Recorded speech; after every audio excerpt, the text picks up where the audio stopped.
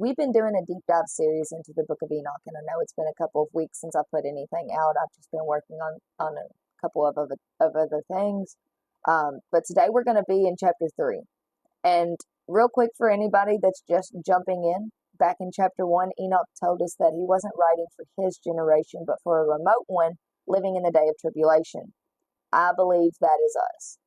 And then in chapter 2, he used all of creation as a witness. So he used the stars, the seasons, the oceans, everything that God created, he used to show us that it does exactly what God told it to do, except for us.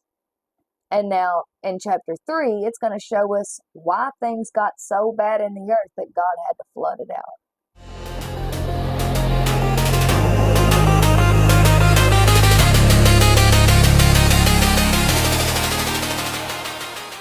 Now, before we get into our text, there's something I need you to understand real quick. When the Watchers came down, humanity was already broken. This is really important to understand because a lot of people teach this story like the Watchers showed up to an innocent world and that they corrupted it. And that's not exactly what happened. Adam and Eve had already fallen. Cain had already murdered his brother in cold blood. Genesis 6:5 tells us that before any of this, before the Watchers were ever factored into anything at all, God looked down and saw that every intention of the thoughts of man's heart was only evil, continually, not occasionally, not in certain places, but every thought continually was evil. So the world that the Watchers descended into was already on fire, and all they did was hand humanity a blowtorch. There's a distinction here that I think is critical we make real quick. What Satan did in the garden, it was devastating. He deceived, he manipulated. He used desire that was already present inside the human heart to pull Eve right towards that one thing that God said, don't touch. That's how the enemy works and operates. He finds the crack and he widens it. But the Watchers, they didn't find a crack. No, they stuck a stick of dynamite right at the base of the wall and they blew it up to smithereens. They crossed boundaries that had never been crossed in the history of creation. They showed up in the flesh. They built a school. What they taught, what they poured systematically and strategically and deliberately right into the human race, it changed the trajectory of Earth forever. And that's the entirety of chapter 3, fallen angels. Now their leader stands up and he lays out a plan. But he's got one problem. He's afraid that if it actually comes down to this plan going through, everybody's going to back out and he's going to be standing all alone holding the full weight of the punishment. So he doesn't take it to God. He doesn't repent. He doesn't reconsider. He engineers a trap. Look at verse 4. And they all answered him and said, let us all swear an oath and all bind ourselves by mutual imprecations. Mutual imprecations just means that they cursed each other into the agreement. It means you back out, you're cursed. I back out, I'm cursed. Everybody is equally guilty. Nobody has anything on anybody else, so that way nobody can walk away clean. 200 angels descend upon the summit of Mount Hermon, and they swear themselves into the most catastrophic act of rebellion in the history of creation. Their leader gets exactly what he wanted. Shared guilt is a bonding mechanism. It's a covenant of corruption that absolutely nobody could walk away from without destroying themselves in the process. You know where we still see that spirit operating today? Gang initiations, where everybody has to do something criminal before you're in the gang. Certain secret societies where compromise is your membership requirement. Corrupt leadership, where everybody gets pulled into something dirty so that the person at the very tippity top maintains control through shared guilt. Can't nobody speak because everybody has something to lose, right? Let me summarize Proverbs 1:10 through 15. If sinners entice you, don't consent. If they say, come cast your lot among us, don't walk in the way with them. Solomon wrote that with wisdom, but Enoch shows us where that wisdom came from. This pattern isn't new. It was running long before the flood. Mount Hermon, let's talk about it. Verse 5 tells us they named it after their oath because they had sworn and bound themselves upon it. It's not a mythical mountain. It's real. It sits on the border of modern-day Lebanon, Syria, and Israel. It's still right there. And it carried such darkness in Jewish tradition that the name itself became something of a monument to this moment. What I find really interesting, and if you know me, you know I love history and context, is many scholars place the transfiguration of Jesus on Mount Hermon. You know, in Matthew 17, verses 1 through 2, where Jesus takes Peter, James, and John up to the high mountain, and his face shines like the sun, and his garments turn white, and Moses and Elijah appear, and the Father says, "This is my beloved Son, in whom I am well pleased." Well, that same mountain where 200 angels descended in organized rebellion, Jesus stood in the fullness of his divine glory, and the Father put his stamp of approval on everything that his Son came to do.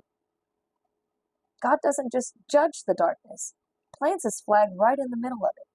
Verse 6 names those 20 leaders. I ain't taking the time to name them all, but each commanded 10, so 200 in total. That detail matters and is important because it tells you something about the kingdom of darkness. It ain't chaotic. It's not impulsive. It is organized, ranked, structured, and coordinated. 20 commanders, specific assignments, and a chain of command. What does Ephesians 6:12 tell us? Principalities, powers, rulers of darkness, spiritual hosts of wickedness in heavenly places. Paul didn't invent those categories, now did he?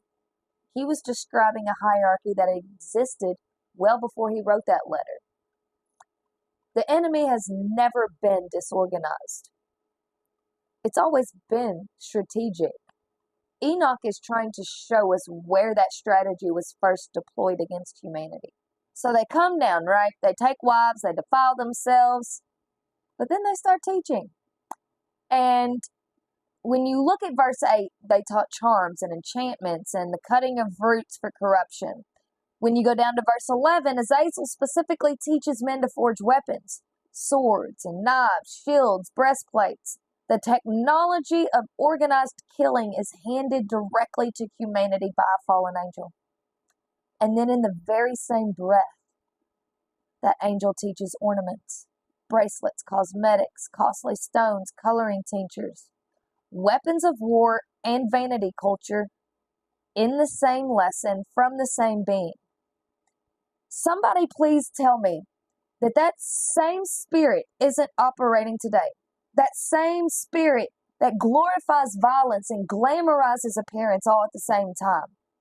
It's not separate. They come from the same source. And then verse 13 gives us the full department list and breakdown. Barachiel taught astrology, Kokabel the constellations, Ezekiel the knowledge of the clouds, Erichel the signs of the earth, Shamsiel the signs of the sun, Sariel the course of the moon. Armoros, though. Armoros was significant, taught the resolving of enchantments or the how to break spiritual bindings. And it's a fully structured school of occult knowledge.